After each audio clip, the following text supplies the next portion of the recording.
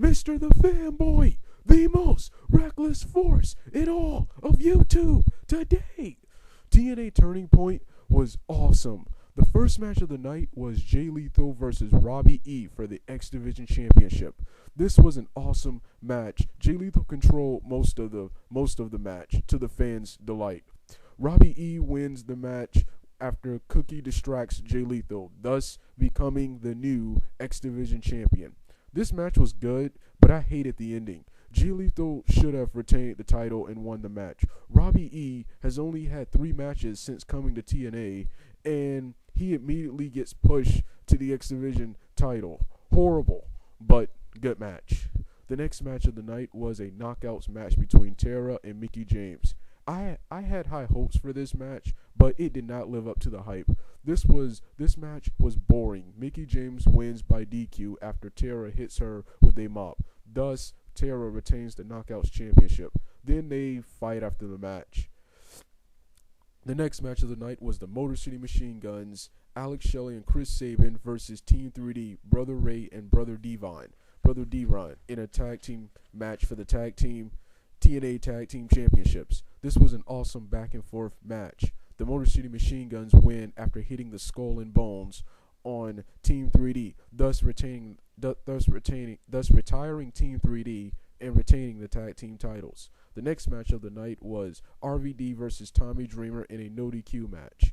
This was another awesome back and forth match. Tommy Dreamer appeared to have messed up his wrist and still continued the match. That guy is extreme. RVD wins the match with the Frog Splash. The next match of the night was a 10-man tag team match between Fortune, AJ Styles, Kazarian, Douglas Williams, James Storm, and Robert Roode, Beer Money, Inc. versus EV2, Raven, Sabu, Stevie Richards, Brian Kendrick, and Rhino. Winner gets to pick a member of the opposing team to be fired. This was another awesome back and forth match. The match ends when AJ Styles does the Styles Clash on Sabu, thus getting the win for Fortune, and Ric Flair comes out and fires Sabu. I am sad to see Sabu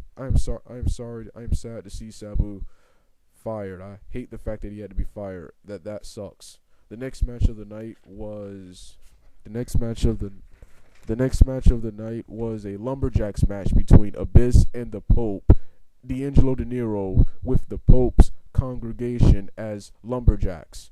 This was an awesome match. The Pope controlled most of the match until his own congregation turned on him and started beating on him, allowing Abyss to hit the Black Hole Slam for the win. The next match of the night was Jeff Jarrett versus Samoa Joe. This was another awesome back and forth match. The match ends when Hogan's security, Gunner and Murphy, enter the ring and attack Samoa Joe, allowing Jeff Jarrett to hit Joe with a nightstick and lock him in the rear naked choke for the submission. Joe passes out to the pain, and Jeff Jarrett gets the win.